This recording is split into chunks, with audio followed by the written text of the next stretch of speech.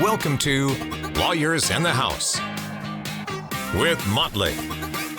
Wish you had a lawyer in the family? Now you do. Here's your host, Veronica Waters. Welcome to Lawyers in the House. You are in the house with me, your host, Veronica Waters. And who hasn't ever wished they had a lawyer on speed dial, or wished that you had somebody in the family that you could just call up whenever you had a question, or you're like, why aren't we like the Joneses and Junior didn't go to law school, right? Well, guess what? Now you have a whole family of attorneys, because right here on Lawyers in the House each and every week, we are having some folks from Montlick Injury Attorneys joining us to answer your questions and give you all the law you need to know about everything that makes your life better and a little bit easier. We are going to take your questions each and every week, although we're going to have different guests, different perspectives, different ideas. But make sure that you look us up on social at Montlick Law, or email us your questions at lawyersinthehouse@montlick.com. I am here with two of the family's brightest stars over here in the Montlick family. We've got Ellis Liu, who's been with Montlick for how long now? 3 years. 3 years. And he's got, Emory University right on his CV, as he went to law school right here in Atlanta. And he can break down your legal problems in at least 3 languages that I know. That's right, sure. Sarah Nealand, who comes to us from University of Georgia and Tulane, forward thinker, problem solver, hard worker for her clients. And in their spare time, I know that both Ellis and Sarah do some volunteer work. Children for Sarah, trees for Ellis. They're parents, and they are just as hardworking for you as they are for their kids and their own families. So thanks so much for being in house, Sarah and Ellis. Thanks, Absolutely. Veronica. Glad to have you here. Now, one thing that I think is really cool about both of you, as I've started to get to know you, is that you each had sort of a wandering path that brought you here to personal injury law, and Montlick in particular. Sarah, what was your journey like? Well, Ellis and I actually know each other. We went to high school together. So we had a wandering path and ended up working together. But I went to University of Georgia, majored in anthropology and journalism, and then decided that I was going to be an environmental lawyer. That is not what I ended up doing. I find it much more rewarding to be helping people directly with the work that we do. And I also know that you had some time sort of as a prosecutor? You tried the prosecutor's office for a while? Just briefly. It was not for me. It was not for me at all. How'd you know it wasn't for you? Well, the types of cases that we were prosecuting, it didn't make me feel rewarded in the same way that I do practicing law at Montlick. Yeah. But did you always think that you were going to end up in personal injury law? No, I did not. It was a surprise for me. All right. What she's not telling you guys is that Sarah has a familial tie to Montlick.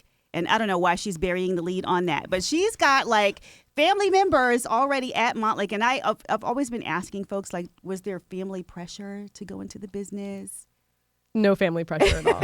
No family pressure at all. In fact, it made things more confusing when we were all working together, especially when my brother and I were working side by side, and sometimes we would be talking to each other through the walls. So definitely no pressure at all, but it's been fun working with them. All right. Have you guys ever had a case together? Not yet. Is Not that something yet. that would be good or bad? I would love to try a case with my brother. It would be really interesting, and I would love to see that happen at some point. You would take lead counsel, of course. Of course. Oh, yeah. Are the siblings going to duke it out over who's first chair? So, Ellis, you too had an interesting, winding path to get here. Now, you have, as I know, distinguished yourself as a lawyer from, I guess, your baby days in law, but you didn't come right to personal injury law either. No, I didn't. I started clerking for a federal judge right out of law school, and I actually worked for insurance companies before coming to Montlick. So I represented the world's largest rideshare company. You might know who they are. I represented hotels, restaurants, retail stores on the other side of these cases.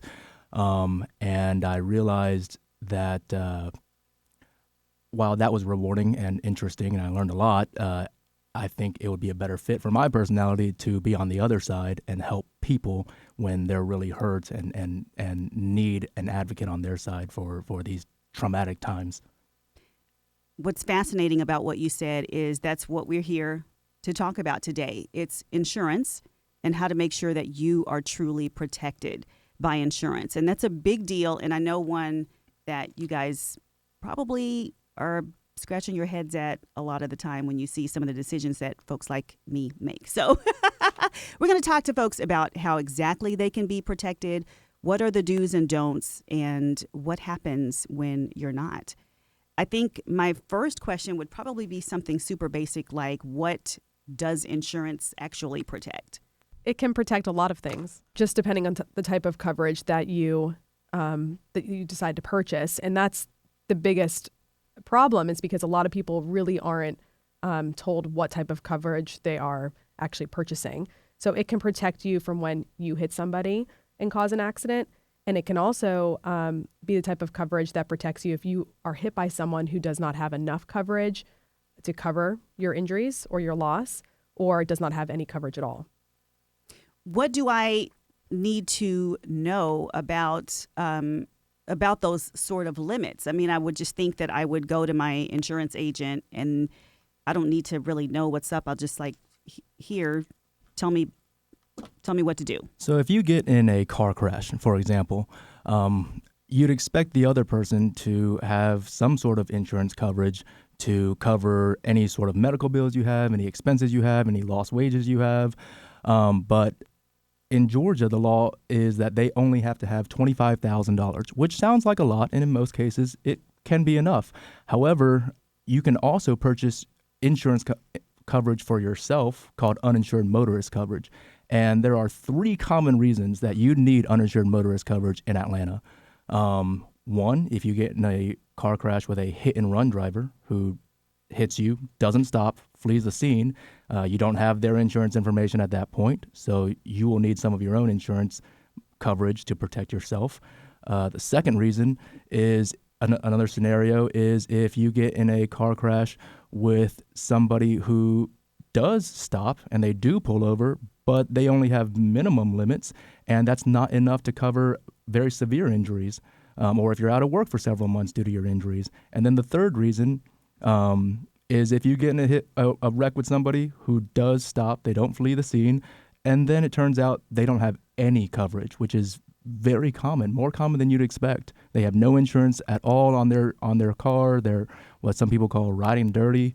And they and even though they pull over, it's not a hit and run. It's not as bad as a hit and run. You still need your own coverage, uninsured motorist coverage, to protect yourself and your passengers and your family who may be in the car with you. How often do you have somebody come to you who does have enough coverage? Who does have enough coverage? Yes, who does. Not often enough. What? I would agree, infrequently. Really? Yep. Most of our clients, most of our cases, we need uninsured motorist coverage, and oftentimes there isn't uninsured motorist coverage. What do you mean there isn't?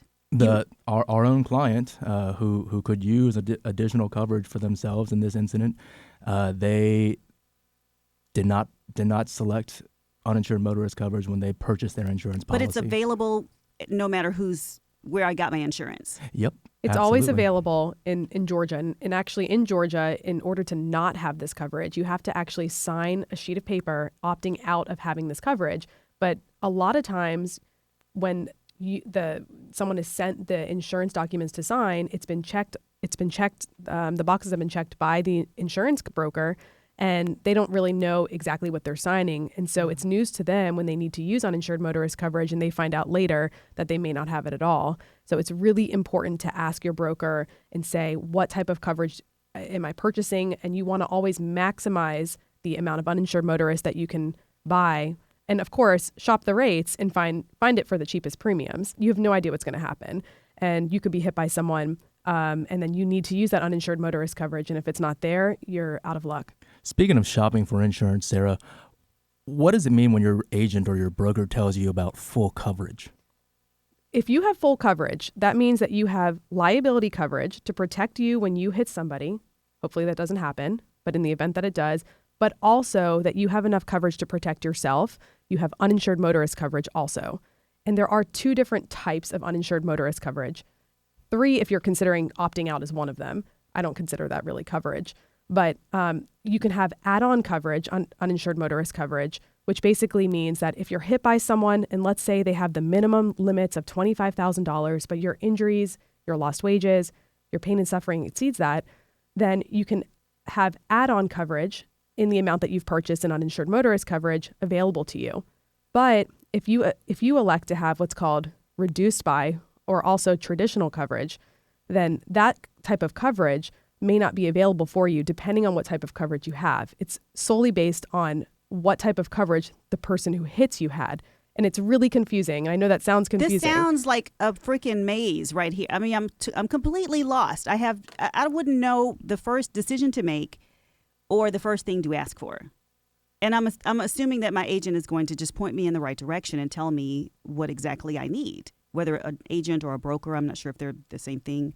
Well, that's a dangerous assumption, especially, some of us have agents, some of us use agents or brokers, but I think a lot of people nowadays, when they purchase insurance, they just go on the internet, spend as little time as possible, as quickly as possible, and just click boxes on the website to just cover themselves.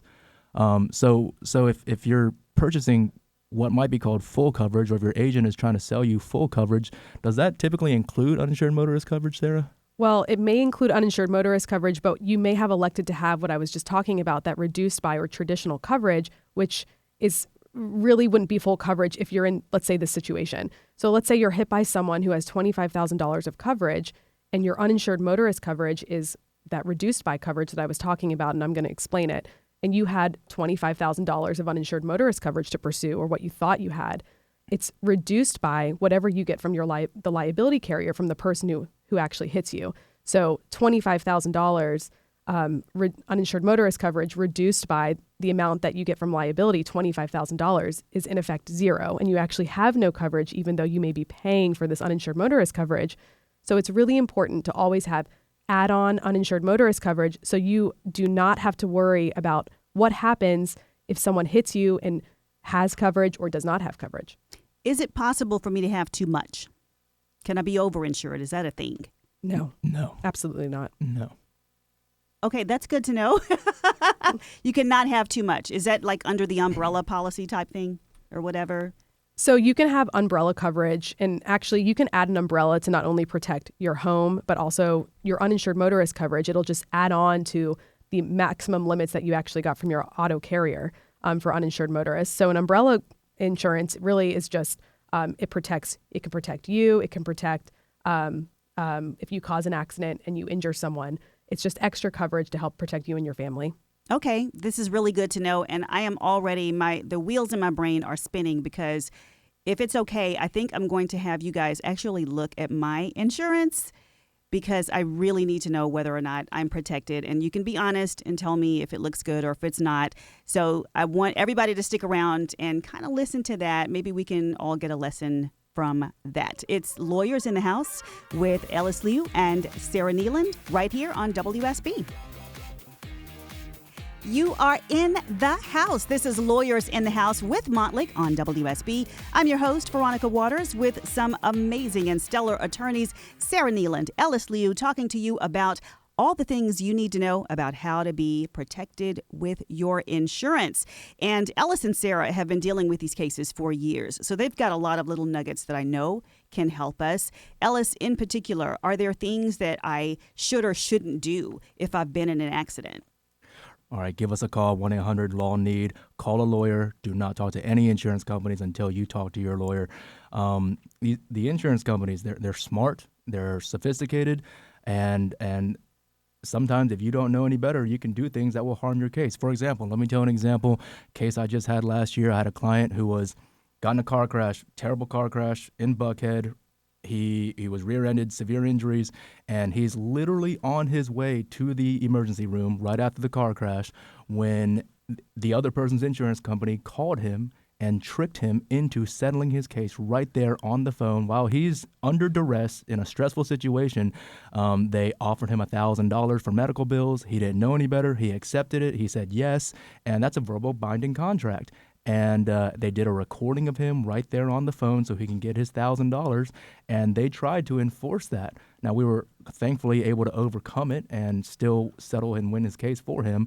But these are some of the things that the insurance company might try to do if you don't know any better. It's like a high-pressure sales pitch. Like, you got to sign this. You got to agree to this right Exactly. now, or it might go away completely. We don't know what we're Exactly. going to be able to do if you don't say yes now. Yep, exactly. And they're recording you, and in the state of Georgia, they don't have to tell you that they're recording you.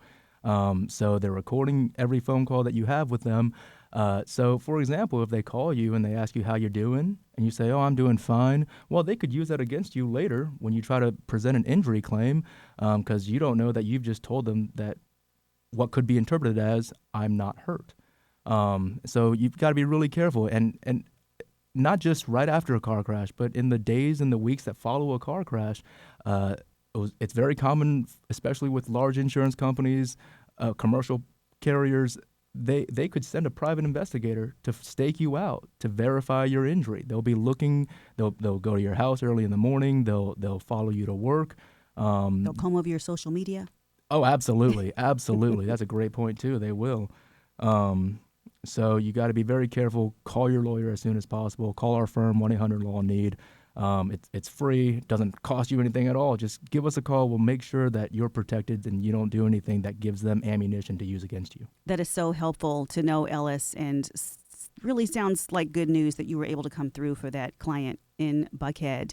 I am talking with Ellis Liu and Sarah Nealon from Motley Injury Attorneys about how to protect yourself with insurance. This is Lawyers in the House on WSB, and coming up, we're going to look at Veronica's insurance and just see how well I am protected. Welcome to my house. Welcome back to Lawyers in the House with Motley on WSB. I'm Veronica Waters, and you have missed an amazing 30 minutes if you are just now joining us. So make sure you check us out on YouTube, find us on social at Motley Law. We are there. You can also find us on demand at WSBradio.com. Here with two of the Motley family attorneys, we have Sarah Nealon and Ellis Liu talking about how to make sure that you are protected with insurance. And I just really kind of need to nail something down here because we keep talking about uninsured motorist coverage. And this is something that we've actually talked about in a couple of other shows, you guys. But I always thought that uninsured motorist coverage meant I was covering the other guy. What exactly is uninsured motorist? Just, I'm like, once and for all, like, explain it to me like I'm a 5-year-old. Sure. And it's very confusing. Don't feel bad. My husband, I explain it to him frequently. It's confusing. And there's no way around it. It's confusing. But uninsured motorist coverage is there to protect you in the event that you are hit by someone who does not have any coverage if they cause the accident, or if they are underinsured and do not have enough coverage to cover your injuries and your losses as a result of an accident. And so the basic is $25,000. No, Veronica. So $25,000 is actually the minimum limits that Georgia requires for liability, but Georgia does not require that you have to purchase uninsured motorist coverage at all. So you can simply opt out of uninsured motorist coverage, which is the wrong thing to do. I always advise all of my clients to go ahead and purchase as much uninsured motorist coverage as you can afford and shop the rates. You can find cheaper premiums for much higher coverage depending on whatever insurance company you choose. Because that coverage could really make the difference in the event that you're injured. But Sarah, that has got to be super expensive. I mean, to go way up on uninsured motorist coverage has got to be very expensive. It's actually not as much as you think. And I've had friends who have switched from some insurance companies that they were paying for years and years and being loyal to maybe a different company that provided them better coverage at a cheaper premium. So you don't really need to be loyal to these companies. You really need to check your rates every year and just find the best coverage to fit your needs. A lot of personal injury attorneys, a lot of attorneys in general, will shop insurance plans every single year. Change your insurance That's plan me. every single year. I do too. Sarah does it. Ellis does it. Okay. Absolutely. There's rates, plans, insurance companies, they change all the time. They have specials, they have deals. And so I talk to an independent agent. She finds me the best deal. I tell her what I'm looking for, how much coverage I want, and she provides me a menu of options. So it's something we do every single year. All right, let's just for a second go to the flip side. What if I'm in an accident? Maybe it's my fault, and I don't have insurance.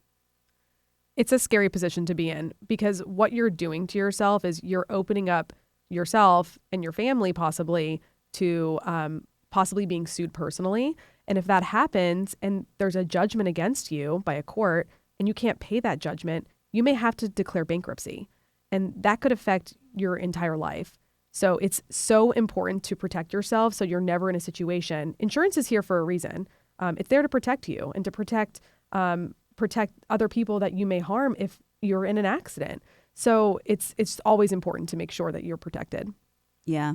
I think if you have insurance, it should be like your lawyer, your personal injury lawyer, right? You hope you don't ever have to call on it in a crisis, but if you do, you want the very best. That's right. And, we're talking about insurance limits and the minimum $25,000, and that may sound like a lot of money, but when we're talking about medical bills, a single ER visit could be several $1,000s. Or exceed the $25,000 limit. A single ER, yeah, absolutely. A single ER visit could exceed the $25,000. One single ER visit, and that's not including any orthopedic visits, any physical therapy visits you need after that. It's not including your lost wages. So $25,000 may seem like a lot of money, but with the cost of healthcare in America, that $25,000 is often not enough to cover even the smallest injuries. All right. So, full disclosure, I'm going to sort of get a free consultation of my own right here. And I pulled up my insurance coverage right here on my little phone. I would like to pass it along to you to see if somebody will take a look. And it's on these 3 screens right here. So if you can just scroll there, Ellis and Sarah, tell me what you think. Okay, Sarah, you can go first. Sarah goes first. Okay. Okay. So let's see here. Okay. So you can just swipe to go to the next. It's like on 3 different screens. What are you seeing there? You don't look too alarmed just yet. I think you can do better. Oh. I think you can do better. Wait, have you seen?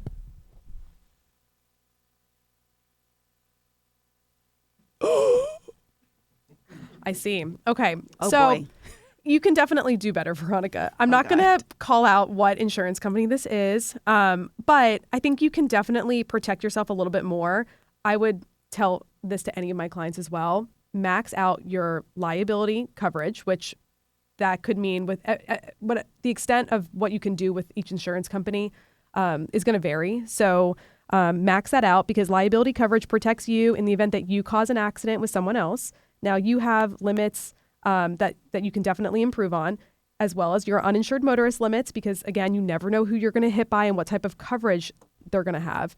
But you also don't have something called medical payments coverage, which is basically no fault insurance, meaning it doesn't matter who's at fault for an accident. It's basically extra money that's available to you to protect you, to cover some of your medical bills in the event that you're in an accident and maybe the liability is disputed. They don't know who's at fault. This is extra money that can help you with your medical bills. So you don't have any of that. It's right there on the screen, and I literally have no idea whether I'm protected or not before. This is kind of scary, you guys. Kind of scary. It can be really scary. And I think a lot of people probably listening don't know what some of the coverages mean that's on their declaration page that they're paying for. And it's really important to know what you're paying for, because it may be going with a different insurance company, you get better uninsured motorist coverage for the same price, or maybe paying $10 extra a month. I don't know. I'm not an insurance broker, but that could change whether you have medical payment coverage or rental coverage or something that you may need in the event that you're in an accident. Am I like a lot of clients, Ellis, who don't have this medical payment stuff? Yeah, so let's talk about MedPay, medical payments coverage, MedPay for short. When you purchase car insurance, your car insurance policy typically does not cover any of your own medical bills, all right, especially if it's a car crash that's your own fault. So if you hit somebody and it's your fault and you're hurt, your car insurance policy typically doesn't provide any money for your own medical bills, all right? Houseway. Now, there's this special type of coverage you can purchase. It's called medical payments coverage, MedPay, and it's money from your car insurance policy that will help with your own medical bills. And sure, most of us have health insurance that can also help cover our medical bills, but most of us with our health insurance policies have a deductible.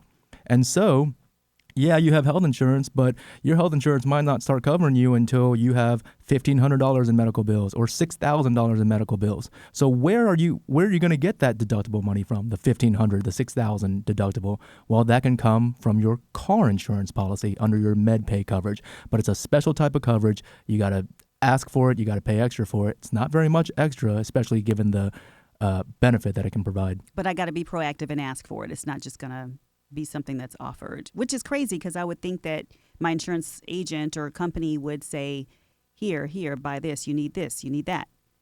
But maybe it's just because it's better on the back end if I don't have it for the insurance company. I don't know. I wish I knew. I don't understand why insurance agents don't actually tell people. And maybe they are, and it's maybe being misunderstood. I'm not sure. But I don't. Most of my clients don't understand what type of coverage they have. And it's extremely frustrating to them when they realize that they don't have coverage that they thought they had or that they didn't have enough coverage, but it happens all the time. Tell me about a case where that really stuck with you. Maybe one where you were able to really fight through some of these difficulties and land a good outcome for a client. I mean, it happens every case that we work with. I think this would go without saying for me and Ellis. We're always trying to maximize the way coverage can affect somebody. But we've had clients who have tragically lost their lives, lost limbs, and we're just working through the insurance coverage. And it's a complete nightmare when all the parties have, let's say they only have $25,000 of coverage and there's only $25,000 of uninsured motorist coverage, and someone may have lost a limb. It happens, unfortunately, all the time. But we do our best to navigate the situation and do whatever we can to make sure that the coverage can apply and fight it if it doesn't. You guys are coming into people's lives, or they come into your lives at like really, really hard times when there's maybe not just physical injury. There's also like trauma that they've got to deal with emotionally, some loss, some injury. What's your role in a situation like that? Our top priority is to help guide the client, not just financially, but help them find the medical providers that they need, get them the help that they need so they can get better. That's our top priority, is making sure our clients can put this behind them, get better as quickly as possible, and move on, and then help them find the money they need to pay for these medical bills and take care of the lost wages that they lost. Is there a moment that either one of you has had in the last month or 6 months where you said, gosh, I just wish you had called me before this. Why didn't you call me sooner? Absolutely. I think it happens every day, all the time, because people call us thinking that I may have had more time under the statute of limitations, which it's something in Georgia that is generally 2 years to bring a claim or to file a lawsuit, but not in every case. There can be other things that changes the statute of limitations depending on the facts of a case. It's very nuanced. But people call us all the time and they thought that they had more time and it's too late. Or they still have injuries, but they couldn't afford to see a doctor 6 months ago and they're still suffering from that pain today and they want to go to the doctor. But then you have a problem maybe relating that new doctor's visit to the accident itself because it's been 6 months. So it happens all the time. And I wish people would have just picked up the phone and called us and just, even if they don't want to hire an attorney, just get some free advice, because it's really important to know your rights and know what you're dealing with and to figure out if this is something that you want to hire an attorney for or not. Sarah, what if it's a hit and run? So if it's a hit and run and the person leaves the scene and the person is never located, then you are relying on your uninsured motorist coverage if you have any injuries. And that also goes if you don't have collision coverage. So to cover your car when there's no one else to go after. So when that happens, if you don't have good uninsured motorist coverage and you don't have the limits that you thought you did, then you could be out of luck and be paying a lot of those medical bills on your own. Wow. Thank you so much for spelling that out for us, Sarah. I think it's going to be really helpful. I might ask you off the air about something that a friend actually told me about just 3 days ago. And she said that her friend heard a loud noise outside went outside to see somebody driving away after hitting her parked car. And I don't know if there's any relief for her in a situation like that, but I'm curious to find out. In the meantime, stay with us. This is Lawyers in the House with Mottlick, and coming up, the Mottlick closing argument. This is Lawyers in the House on WSB. We are back in the house with Mottlick, Lawyers in the House, and the Lawyers in the House today with me for this amazing show, Sarah Nealand, Ellis Liu, talking to us about making sure that you are protected and making sure that I'm protected with my insurance, and I have learned I am not really so much.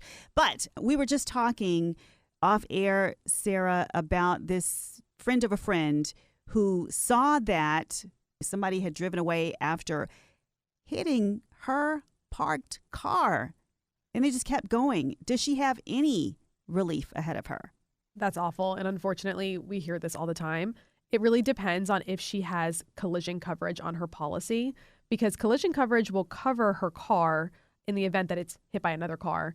If she has comprehensive coverage, that's something that would cover her in the event that she's hit by something that's generally doesn't involve a car. So a tree falls on the car or something like that. So if she has collision coverage, and she should be protected. That is so good to know. I can't wait to let her know. Just keep in mind, a lot of people think that they are covered in that kind of a situation, or they're covered if they get in a car crash and it's their fault and they have insurance coverage to fix their own car. But a lot of times, the only coverage required by the state of Georgia is liability coverage. That's to pay for somebody else's car and somebody else's medical bills. So just check your policy, make sure that you have these other types of coverage, because they're extra. They're just the basic required minimum by the state. These are extra coverages that you have to select. You'll have to pay extra for it. So just double check your policies.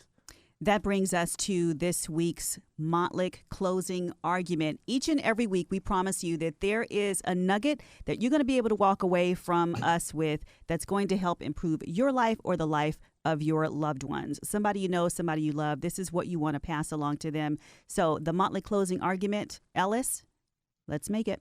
All right, if you take one thing away from this show, this segment today, shop your coverage every year. Purchase as much coverage as you can afford. Talk to an independent agent. Understand your coverage. Talk to that independent agent. Run through hypotheticals with the agent. What happens if I get in a wreck in this situation? What happens if somebody I get in a wreck with doesn't have coverage? And if you have any questions, call us. Give us a call. It's free. Doesn't cost you anything. 1-800-LAW-NEED. It costs you nothing to call us. It could cost you a lot if you don't call us. So I can call you if I think I have a case, but what if I just want to ask about my insurance? Give us a call. We handle hundreds, thousands of these calls every year. Good to know, Ellis. Thanks so much to Sarah Nealand and Ellis Liu, making sure that we are protected with our insurance, finding out that Veronica's not so much protected, but she's going to shop her rates and she's going to do a better job for next year's policy. And this has been Lawyers in the House with Mottlick on WSB, giving you all the law you need to know to get you through your everyday life. We'll see you next time.